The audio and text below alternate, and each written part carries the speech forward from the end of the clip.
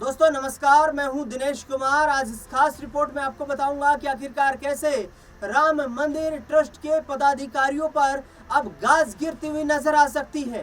जी हां, कथित चढ़ावा चोरी मामले में अब एक बड़ा एक्शन यहां पर शुरू हो चुका है।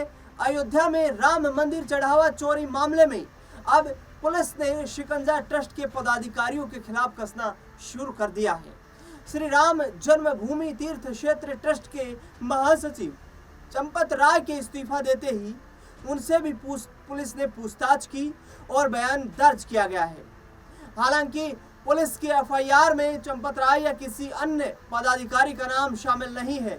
इसके बाद भी जांच को आगे बढ़ाने और चोरी में पकड़े गए आरोपियों की गतिविधियों को लेकर ये जानकारी ली गई है। एसआईटी ने सबसे पहले चंपत राय से ही पूरे मामले की जानकारी ली थी और बयान भी दर्ज किया था।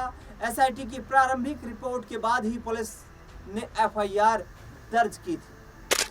पुलिस सूत्रों के अनुसार जांच के अगले चरण में ट्रस्ट के जुड़े अन्य प्रमुख पदाधिकारियों के बयान दर्ज किए जाएंगे, जिनमें डॉक्टर अनिल मिश्रा, गोपाल राव के नाम भी शामिल हैं।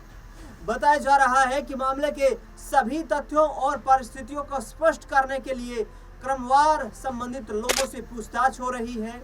इसी कड़ी में ट्रस्ट के पदाधिकारियों के बयान दर्ज किए जा रहे हैं ताकि जांच को आगे बढ़ाया जा सके। चंपत राय और अनिल मिश्रा ने बीते शनिवार को ही अपने पदों से इस्तीफा दिया था। ट्रस्ट की ही तहरीर पर 8 लोगों को नामजद करते हुए पुलिस ने एफआईआर दर्ज करते हुए बीते शुक्रवार को सभी लोगों को गिरफ्तार कर लिया था।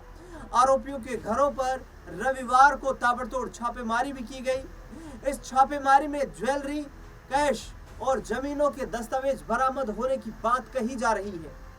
गिरफ्तार आरोपियों को भी कोर्ट में पेश करने की तैयारी में पुलिस जुटी हुई है।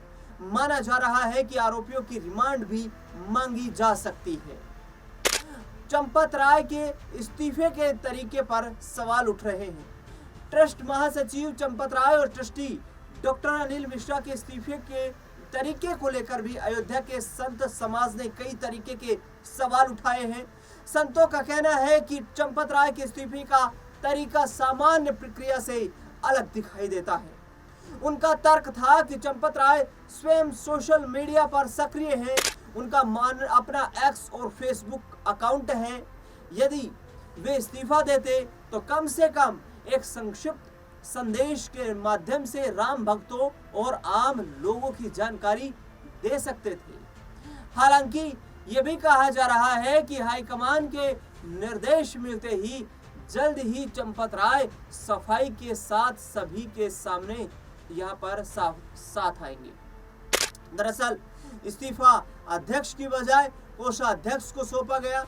संत समाज के बीच ये चर्चा हो रही है कि यदि इस्तीफा देना ही था तो उसे व्यक्तिगत रूप से ट्रस्ट अध्यक्ष महंत नृत्य गोपाल दास को सौंपा जाना चाहिए था। महंत नृत्य गोपाल दास की ओर से इसकी पुष्टि भी की जानी चाहिए थी। वहीं संत समाज में ये भी सवाल है कि किसी ट्रस्ट का महासचिव यदि इस्तीफा देता है तो वो कोषाध्यक्ष को क्यों देगा। सामान्य प्रशासनिक प्रक्रिया के अनुसार इस्तीफा ट्रस्ट के अध्यक्ष को ही संबोधित किया जाना चाहिए। इन तमाम सवालों के बीच अयोध्या में ट्रस्ट के भीतर चल रहे घटनाक्रम को लेकर चर्चाओं का बाजार गर्म है।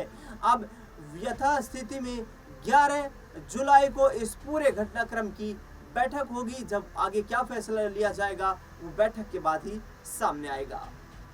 मंदिर ट्रस्ट में कई बड़े बदलाव होंगे। ट्रस्ट के कामकाज में व्यापक बदलाव की तैयारी शुरू हो चुकी है। 11 जुलाई को प्रस्तावित ट्रस्ट की बैठक में संगठनात्मक ढांचे में बड़े परिवर्तन पर फैसला हो सकता है। बैठक में महासचिव चंपत राय और ट्रस्ट के सदस्य डॉक्टर अनिल मिश्रा के इस्तीफों पर भी अंतिम निर्णय लिए जाने की संभावना है।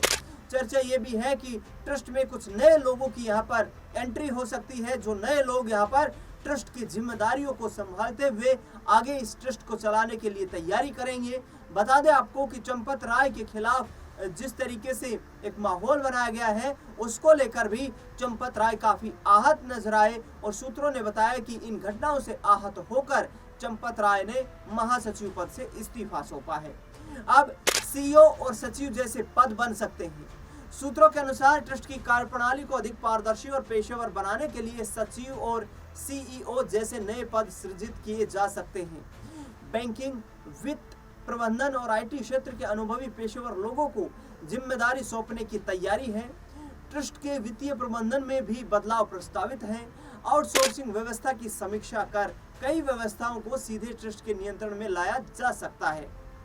कर्मचारियों की नियुक्ति, डिजिटल रिकॉर्ड तैयार करने और लेखा जोखा को आधुनिक प्रणाली से जोड़ने पर भी चर्चा होगी। बैठक में नए महासचिव की नियुक्ति प्रमुख एजेंडा रहेगा। बैठक में नए महासचिव की नियुक्ति जिस तरीके से की जानी है उस पर चर्चा होगी। संघ की सहमति से नए चेहरे को यह जिम्मेदारी सौंपी जा सकती है।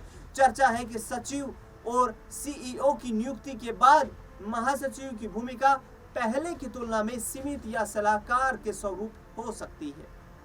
11 जुलाई को ट्रस्ट की बैठक में राम मंदिर ट्रस्ट के भविष्य की दिशा तय करने वाली अहम बैठक माना जा रहा है, जिसमें प्रशासनिक, वित्तीय और प्रबंधन व्यवस्था में व्यापक बदलाव पर मुहर लग सकती है।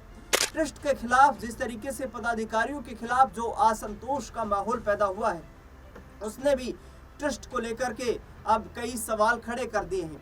सवाल यही है कि आखिरकार इतने बड़े राम मंदिर जैसे तीर्थ क्षेत्र के ट्रस्ट को इस तरीके से आखिरकार जो अनियमितताएं थी वो किसके इशारे पर चल रही थी।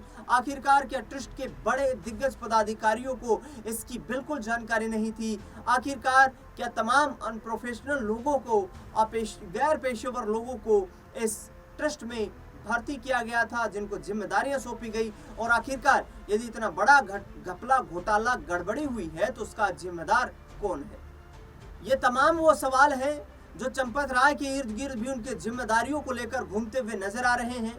कुछ लोग चंपत राय के खिलाफ एफआईआर की मांग कर रहे हैं।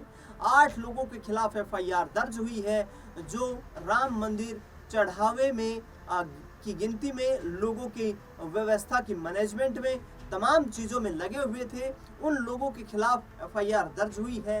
हालांकि चंपत राय और डॉक्टर अनिल मिश्रा के इस्तीफे के बाद विपक्ष लगातार अब हमलावर हो रहा है। ट्रस्ट में जिस तरीके की गड़बड़ियां और अनियमितताओं का आरोप लगा है, उसको लेकर विपक्षी दलों का कहना है कि यहाँ पर छोटे लोगों को फंसाया गया है और बड़े लोगों को इस अनियमितता से बाहर रखा गया है ताकि उन पर किसी तरीके की आंच न आ पाए। अब चर्चा ये भी है कि ट्रस्ट में जो नई भर्तियां होंगी उसमें भी पेशेवर लोगों को शामिल किया जाएगा। सचिव और सीईओ जैसे पदों पर पेशेवर लोगों की भर्ती करके ट्रस्ट की प्रक्रिया को अधिक पारदर्शी करने की तैयारी चल रही है। 11 जुलाई को होने वाली बैठक में अब देखना बेहद दिलचस्प होगा कि आगे की रणनीति किस तरीके से बनती है। इस खास रिपोर्ट में फिलहाल इतना ही। देश दुनिया से जुड़ी बड़ी खबरों के लिए आप जुड़े रहें लगातार हमारे साथ। धन्यवाद।